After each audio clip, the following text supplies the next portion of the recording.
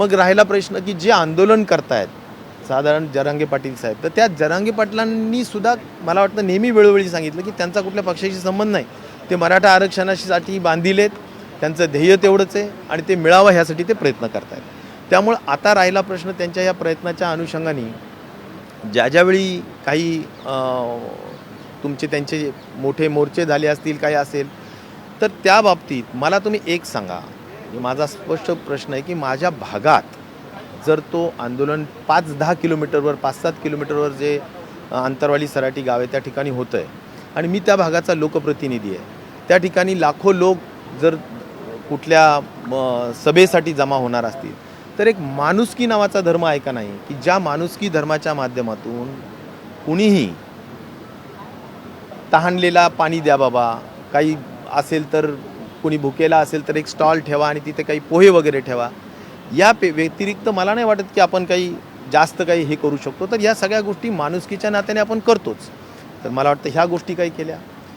शिष्टमंडळ ज्यावेळी म्हणजे मला असं म्हणायचं की मनोज पाटील जरांगेंच्या बाबतीत संपर्कात आम्ही लोक नाहीच आहेत, सगळं संपर्कात आहे ते सरकार संपर्कात आहे. सरकार आम्ही म्हणून संपर्कात नाहीत, सरकारच त्यांच्याशी चर्चा करतं, सरकारच त्यांच्याशी वेगवेगळ्या पद्धतीनं ज्या काही शिष्टमंडळांच्या माध्यमातून भेटी देतात. आम्ही शिष्टमंडळांबरोबर आमदार लोकल आमदार म्हणून जाणं मला वाटतं हे माझं कर्तव्य आणि जबाबदारीचा भाग आहे. समाज बांधव ज्यावेळी तिथं जातात त्यावेळी त्यांच्या बाबतीत काही छोटी मोठी अशा पद्धतीचं पाणी देणं, काही एखादा नाश्ता त्या ठिकाणी एखादा स्टॉल उभा करणं, हा समाज बांधवाप्रती आपला असलेलं एक प्रेम या दृष्टिकोनातून आणि आपुलकी या दृष्टिकोनातून करणं साहजिक आहे. आणि मी तुम्हाला हेही सांगेन की कुठल्याही समाजाचं ज्यावेळी कुठला मोर्चा झाला त्यावेळी मी सगळ्या समाजाच्यासाठी काम करणारा कार्यकर्ता आहे. मला आपल्याला सांगितलं पाहिजे की आमच्या जालन्यामध्ये एक मोठा धनगर समाजाचा मोर्चा झाला. आज तुम्ही धनगर समाजाच्या सगळ्या लोकांना विचारा, 100% लोकांना मी त्या ठिकाणी स्टॉल्स ठेवले होते, कुठून कुठून लोक येणार आहेत त्यांच्यासाठी स्टॉल ठेवला होता, त्यांना STमध्ये आरक्षण पाहिजे होतं.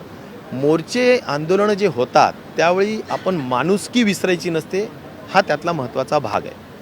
परंतु मला एकच सांगायचं की राजेश टोपेंना जे काही आमचा मतदारसंघ ओळखतो, जिल्हा ओळखतो, मराठवाडा ओळखतो, महाराष्ट्र कोविडमध्ये आणि अनेक वर्ष मंत्रिमंडळात राहिल्याने ओळखतो, आमचा काय त्या ठिकाणचा स्वभाव आहे किंवा आमचा DNA काय आहे, तो सर्व समाजाला घेऊन काम करणं आणि सर्वधर्म समभाव मांडणं हाच आमचा DNA आहे.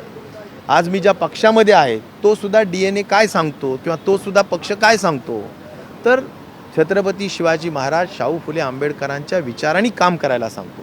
त्यामुळे आम्ही सगळ्यांना घेऊन काम करणारे लोक आहोत. आम्ही असं कुठलेही जातीवादी धर्मवादी असल्या प्रकारचा विषय आम्ही कधी करत नाही. पण एक जरूर आहे की मराठा समाजाच्या गोरगरीब मुलांना न्याय मिळावा किंवा त्यांना त्यांचं त्या ठिकाणी त्यांचं भवितव्य चांगलं व्हावं गरीब मराठा समाजाचं, त्या दृष्टिकोनातून जर का कुणाची काही योग्य आंदोलनं असेल तर त्याला सर्वपक्षीय पाठिंबा त्या ठिकाणी सगळ्यांचाच आहे मराठा आरक्षणासाठी. मला वाटतं की हाच सगळा विषय आहे. त्यामुळं आज जे काही संशय व्यक्त करण्यात आला किंवा काही वरच्या स्तरावर, मला वाटतं खालच्या ह्याच्यात तर कोणी काही नाव घेतलेलं नव्हतं, वरच्या ह्याच्यावर घेतलं जरी असेल तरी मला एवढं म्हणायचं की संपूर्ण आरोप किंवा संशय हे धादांत खोटे आहेत. ह्याबद्दल मी सांगेल की कुठले सगळे बिनबुडाच्या आरोप आहेत किंवा कुठलाही त्याच्यामध्ये सत्यता नाही. मला असं वाटतं की हा जो लढा आहे तो एका उदात्त हेतूसाठी आहे आणि त्यामुळं त्याला डायव्हर्ट करण्याचं काम, त्याच्यात राजकीय काही ह्या गोष्टी होण्याचं काम होऊ नये एवढीच माझी यामागची स्पष्ट भूमिका आहे. बाकी मला ह्याबद्दल अद्याप दुसरं काहीही बोलायचं नाही. आणि हिंसक वळण झालं त्यामध्ये आपला हात होता. आपल्या कारखान्यातनं रसद पुरवली जात होती, त्याचबरोबर पवार साहेबांचं देखील नाव घेण्यात आलं होतं आणि त्याला देखील रसद पुरवण्यामागे त्यांचा हात असल्याचा गंभीर आरोप दरेकरांनी आज सभागृहात